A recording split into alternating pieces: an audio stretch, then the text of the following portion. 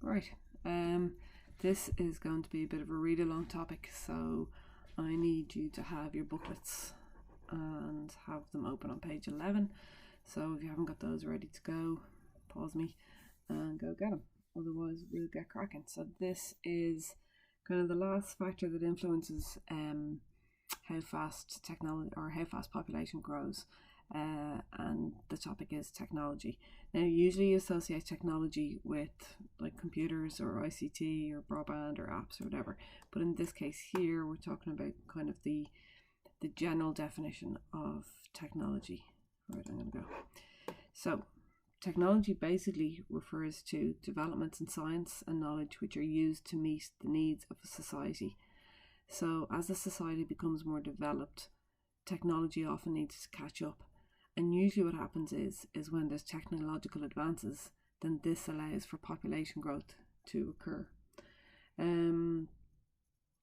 So let's have a look. If you think about Stone Age technology, this would have been the first major rapid population growth. And this is because with the use of stones, people were able to use tools or make weapons, have access to cut down trees, etc.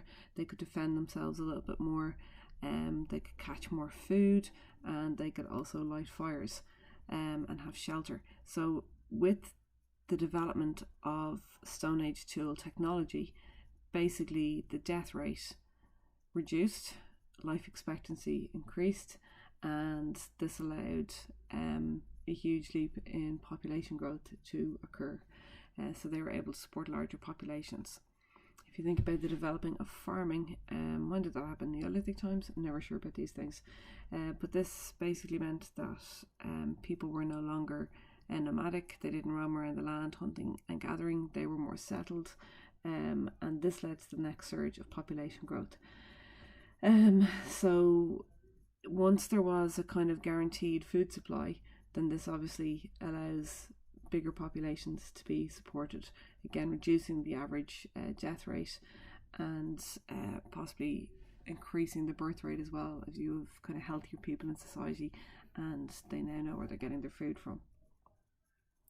The Industrial Revolution, so as industry develops, what happens here is that there's mass production of consumer goods, transportation systems are developed, and these enabled people to live in towns and cities.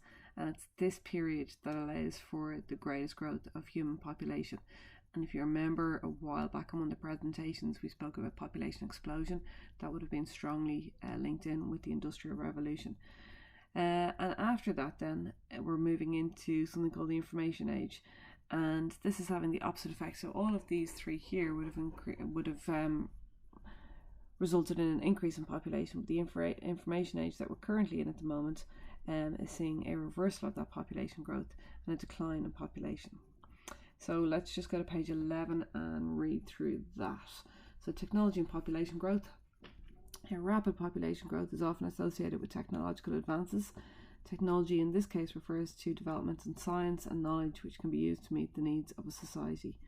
From the first development of tools to the development of agriculture and the rise of industry, technology has increased resources available for large populations.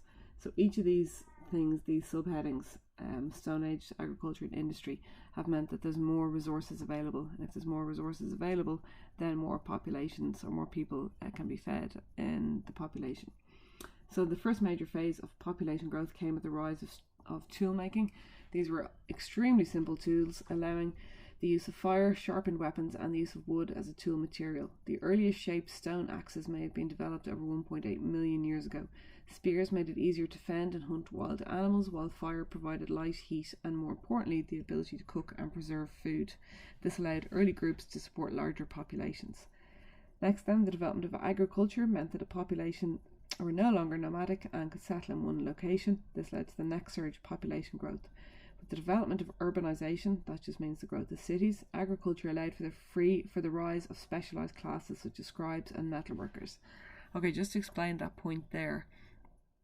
Because there was a flow of food into towns, this now meant that everybody didn't have to be a farmer. So prior to this, everybody had to farm their own land and meet their own needs through agriculture.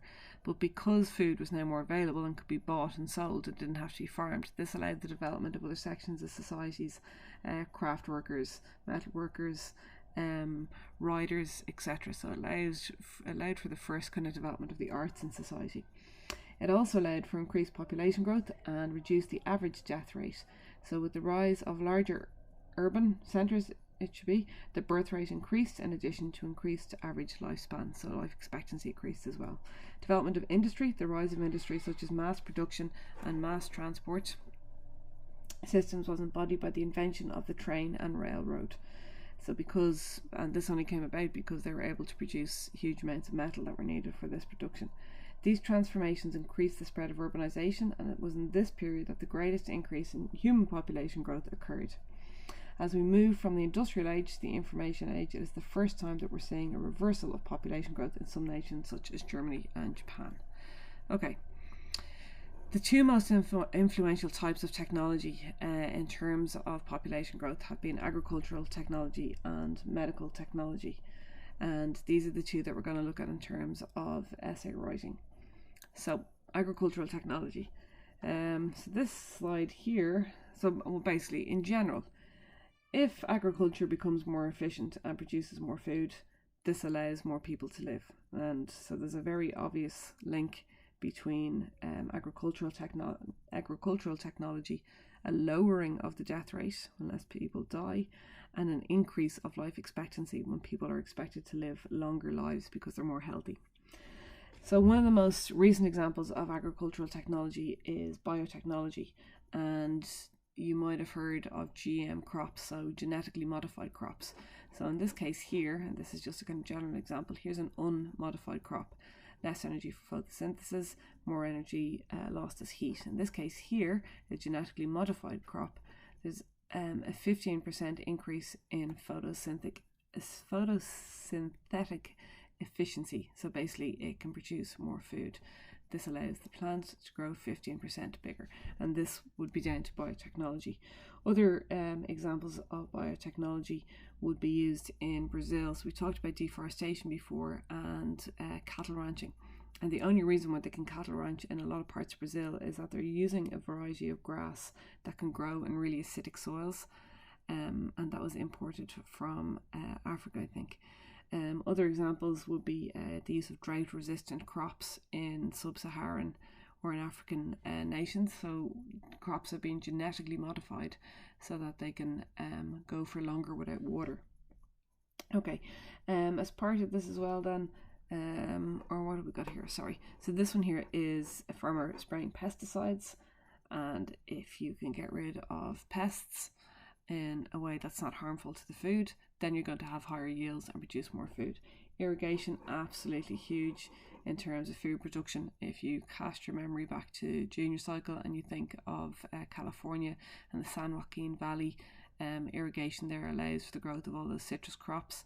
If we were doing regional geography this year, which we're not, we would be looking at a part of Italy called the Metopontino, and irrigation has been vital there for making it into one of the most productive areas of crop growth in Italy, and irrigation will be vital in places that suffer from drought.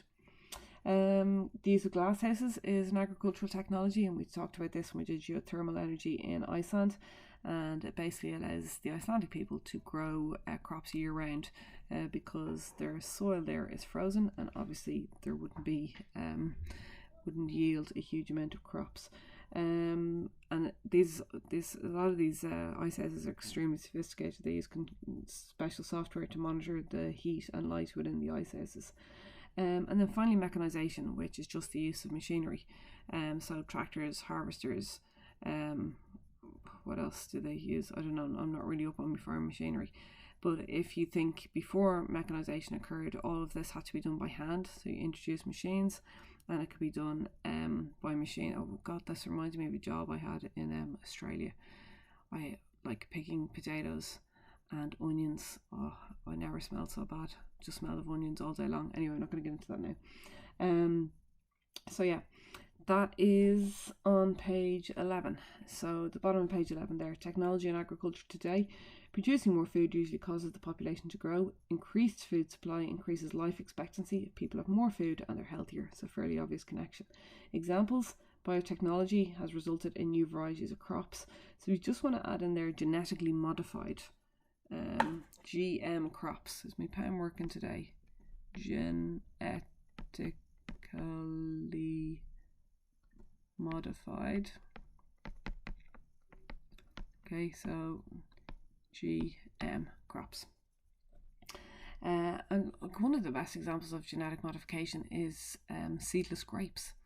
So that you can enjoy your grapes without having to spit the pips out. So they're genetically modified grapes. Sorry, where was I? Pesticides. No, let's go back there. Number 1, biotechnology has resulted in new varieties of crops, and I just told you to write in genetically modified. These crops can be drought resistant, which means that they can grow even when they don't have enough water. They can produce more seeds, or they're able to grow in acidic soils. An example is the state of Mato Grosso. Now, if you want to add to that there, this is a state in Brazil where there's a huge amount of cattle ranching, and they've been able to grow grass in very acidic soils. So if you want to make a note of that there. Pesticides increase food production. Improvements in irrigation, example Metapontino in Italy, or you can also talk about the San Joaquin Valley in California. The use of glasshouses allows to grow food in artificial conditions all year round. Special greenhouse varieties of crops can be grown, for example tomatoes. Computer-controlled systems are used to monitor water, heat and light in the greenhouses of Iceland. And then finally, mechanization, the use of machinery such as harvesters, planters and pickers gather more crops and lead to more food production. Alright, now your case study for all of this, it's going to be really quick, is India. And in India, something called the Green Revolution took place. And the Green Revolution basically was when agricultural technology enabled them to produce a lot more crops and a lot more food. And this resulted in a huge growth of population.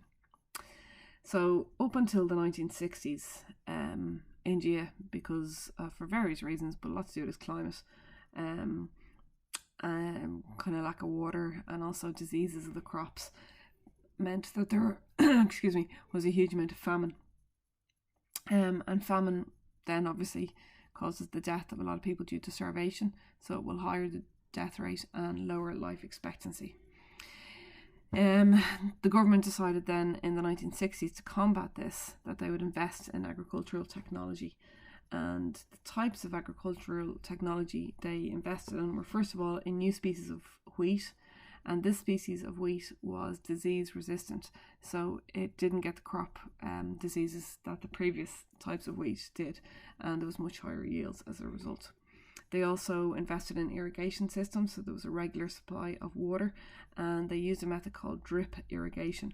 So drip irrigation is when, like if we go back, to this slide here, this is the opposite of drip irrigation. So this is just spraying the plants. Drip irrigation is when you have a pipe that goes at the base of the plants and literally the water just drips out on a very gradual basis so that there's a constant supply all year round. It's also a lot more efficient because you're not wasting water due to evaporation.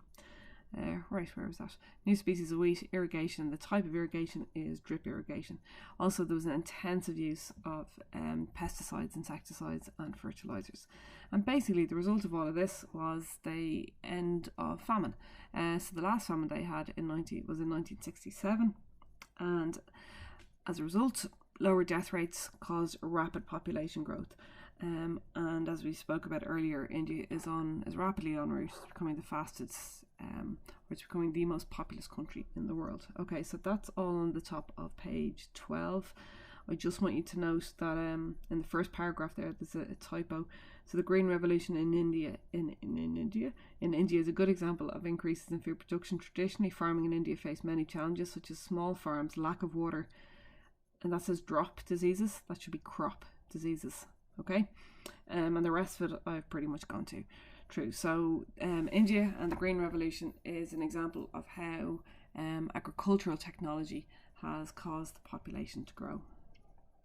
Right, the next type of technology then is medical technology, and this despite what you might think, it has had the overall effect not of increasing population, but of slowing down population growth. So, I mean, this is kind of counterintuitive, because when you think about medical technology, you think about saving lives, and if you save lives, then there's more people living, and then the population grows.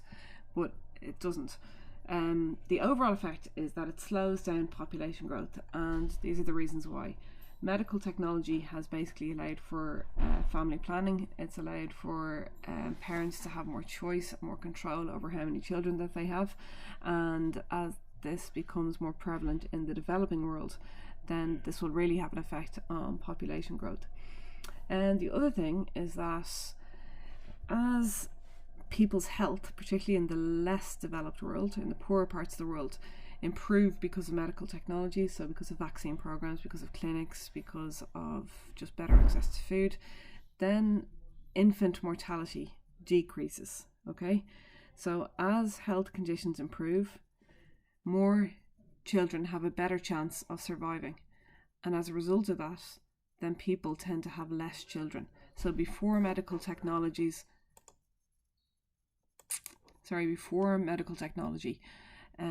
improved people's life expectancy, then couples in poorer parts of the world were having lots of kids, because you remember we said that they relied on them to look after them into old age, and the reason why they had so many children was because they would have expected quite a few of their kids to die. But with more and more children living, then they're having less children, if that makes sense. The other reason is life expectancy improves. So people tend to live for longer, particularly with immunization and vaccination programs. And we spoke about this as well. You'll have all had the HPV vaccine, or those of you who chose to have it in first year. So vaccines have played a massive role in providing immunity against disease. And never have we needed a vaccine more than we do now. We need it very quickly. So these basically reduce infant mortality rates and death rates, and they improve life expectancy. So this does cause the population to grow, but not enough so that it's offset by these here. In the developed world, we've practically wiped out cholera, TB and smallpox. Measles made a little bit of resurgence there in recent years because people would stop taking the vaccine, which is kind of crazy. But anyway, that's just my opinion. The other thing that's very important in terms of medical technology are vector control problems. So the vector is something that transmits the disease, and the example of this is malaria. So in malaria, the vector is the mosquito. Mosquitoes are evil things. So instead of trying to cure malaria, they try to control the vector. Does that make sense? All right, so there is the mosquito. It's always a female, I think, sucking somebody's blood, and all the while transmitting malaria. Now, this is a massive problem in sub-Saharan Africa. There were 200 million cases of malaria in the developing world in 2015, with a death toll of 400,000 per annum. So every year, 400,000 people die of malaria, and it's a preventable disease. I mean, if you're ever traveling, if any of us ever travel again, and you're going to a country that has malaria, you are given malaria shots, but also malaria tablets to take. Actually, my dad caught malaria. We went to Africa when I was 15, 16 for 3 months to Tanzania and Kenya, and Dad got malaria while we were there, and he kind of went a bit crazy, but he was lucky because he got a type of malaria that doesn't reoccur, and he was also doubly lucky because we were out in the absolute boonies in Tanzania, like on a safari park at the time, because my aunt and uncle were out there like building schools and stuff. Anyway, but yes, he was also doubly lucky because there was a Dutch doctor there who specialised in malaria, and he managed to sort him out. So yeah, there's my malaria story. Anyway, where was it? Yeah, when we were there, we all had to take our malaria tablets every morning. I don't know why Dad got it if he was taking his malaria tablets, but look, he's grand. Okay, so sub-Saharan, of these 400,000 deaths, sub-Saharan Africa, so this is the part of Africa below the Sahara, accounts for 90%. It's a massive problem in these countries. So by using vector control programs, they are targeting the mosquito, and so they should. of these deaths, which is even sadder, 70% of them are children under the age of 5.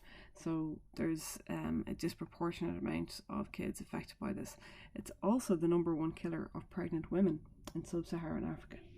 Okay, so attacking the mosquito rather than the disease, and this is what they've done. 2 different things. One is the use of long-lasting insecticidal nets, okay, and these are basically nets that get put over beds. And why bedtime? Because most mosquito bites happen between 10 p.m. and 2 a.m. in the morning. This is when they come out and go looking for blood, basically.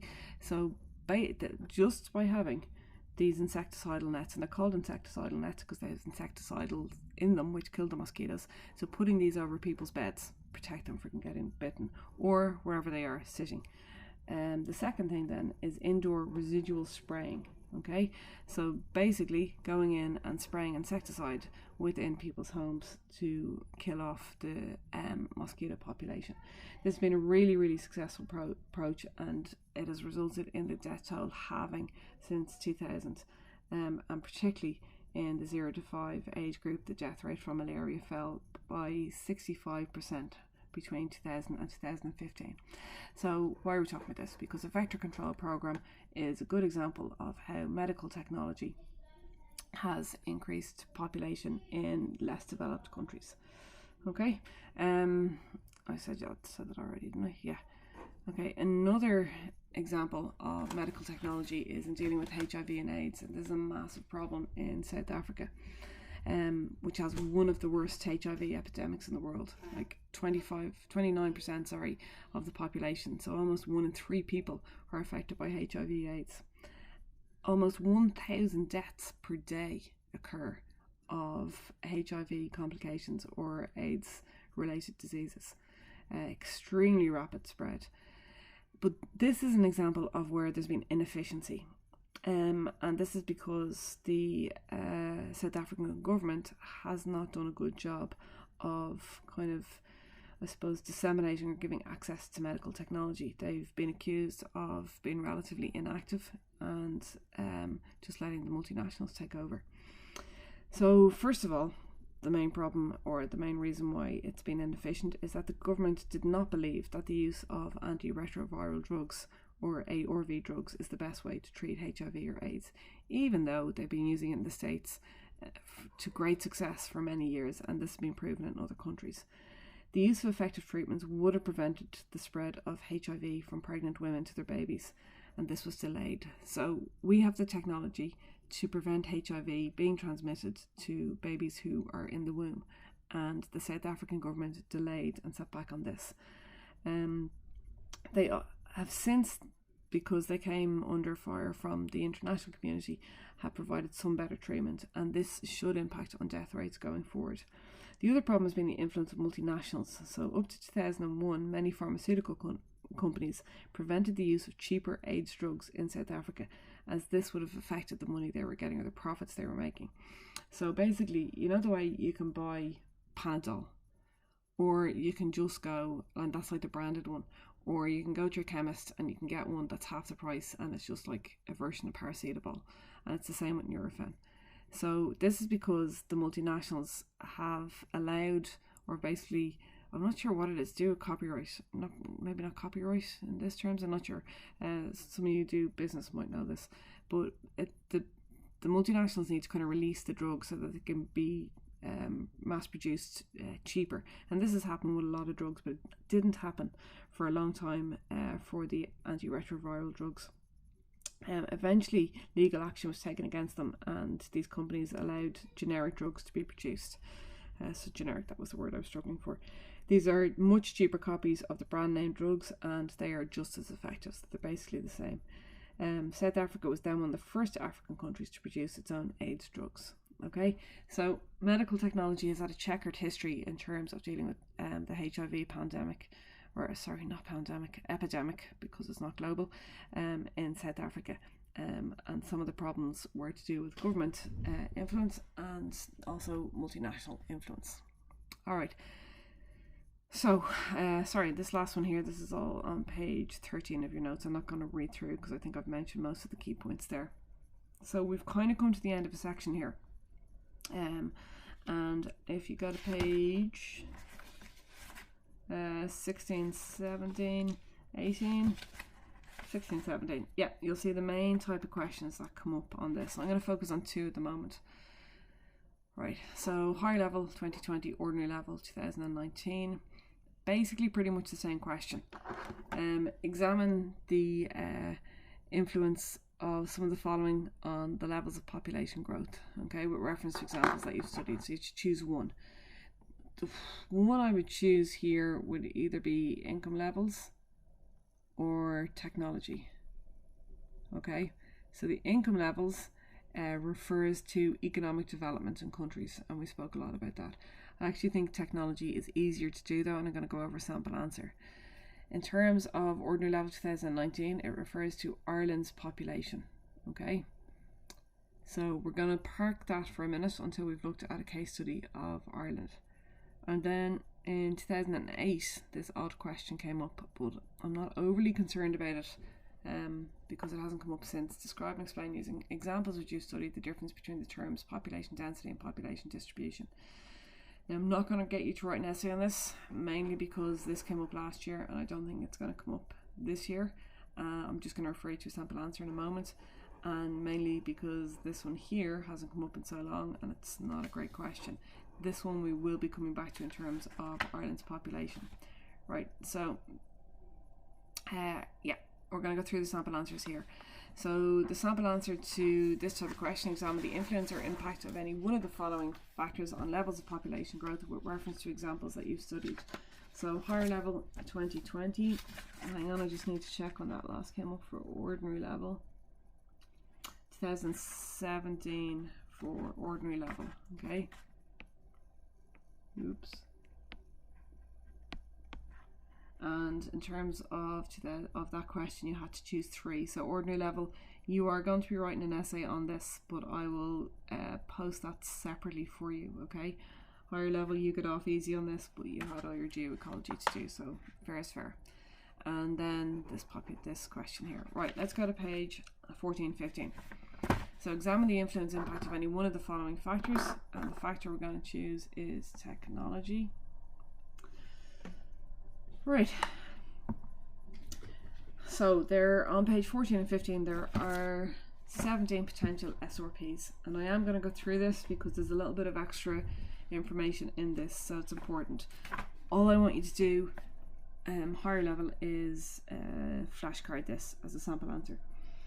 So rapid population growth is often associated with technological advancements. This is because technology can improve the carrying capacity of a region. We will be coming back to carrying capacity, but the definition of that is it's the number of people that an area can support, taking account of the quality of the natural environment and the technology of the population. So basically, if the carrying capacity of a region is 75,000, then that area can support 75,000 people with its resources, such to the point that every one of those 75,000 has a good standard of living. And we will be coming back to that, so don't worry too hard about it. The two types of technology that are most effective are agricultural and medical. Historically, the development of agriculture meant that population changed from being nomadic hunter-gatherers to settled farmers. This led to a surge in population growth as the food supply became more secure. The ability to produce more food results in population growth. An example is pre-famine Ireland, where we got our hands on the potato and we all went nuts, and there was loads of babies born and loads of people surviving. And an increased supply of food means increased life expectancy as people have access to more food and are healthier. Mechanisation of agriculture facilitated this. So mechanisation just means the use of machineries. Combine harvesters allow larger areas of land to be cultivated more efficiently, therefore increasing food output. Combined with transport improvements is easier access to markets.